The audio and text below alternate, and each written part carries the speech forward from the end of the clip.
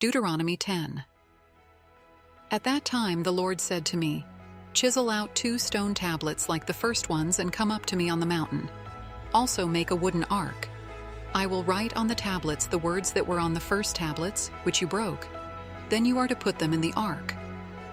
So I made the ark out of acacia wood and chiseled out 2 stone tablets like the first ones, and I went up on the mountain with the 2 tablets in my hands. The Lord wrote on these tablets what he had written before, the 10 commandments he had proclaimed to you on the mountain, out of the fire, on the day of the assembly. And the Lord gave them to me. Then I came back down the mountain and put the tablets in the ark I had made, as the Lord commanded me, and they are there now. The Israelites traveled from the wells of Bene-Jaakan to Mosera. There Aaron died and was buried, and Eleazar his son succeeded him as priest. From there they traveled to Gudgodah and on to Jotbathah, a land with streams of water. At that time the Lord set apart the tribe of Levi to carry the ark of the covenant of the Lord, to stand before the Lord to minister and to pronounce blessings in his name, as they still do today. That is why the Levites have no share or inheritance among their fellow Israelites. The Lord is their inheritance, as the Lord your God told them.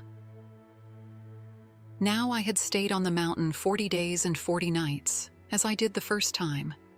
And the Lord listened to me at this time also. It was not his will to destroy you.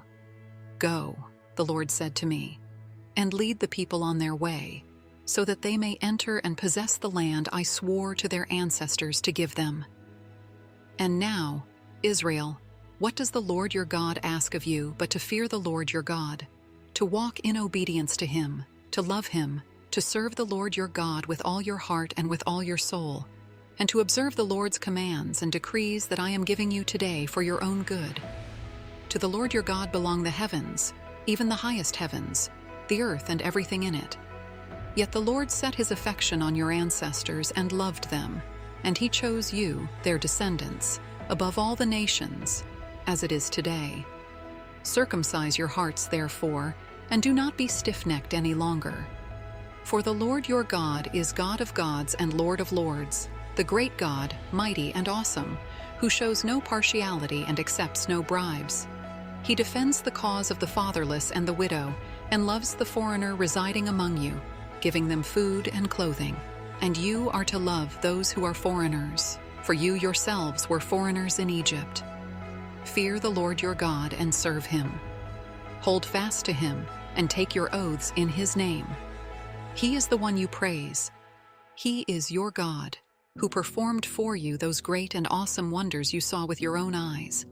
Your ancestors who went down into Egypt were 70 in all, and now the Lord your God has made you as numerous as the stars in the sky.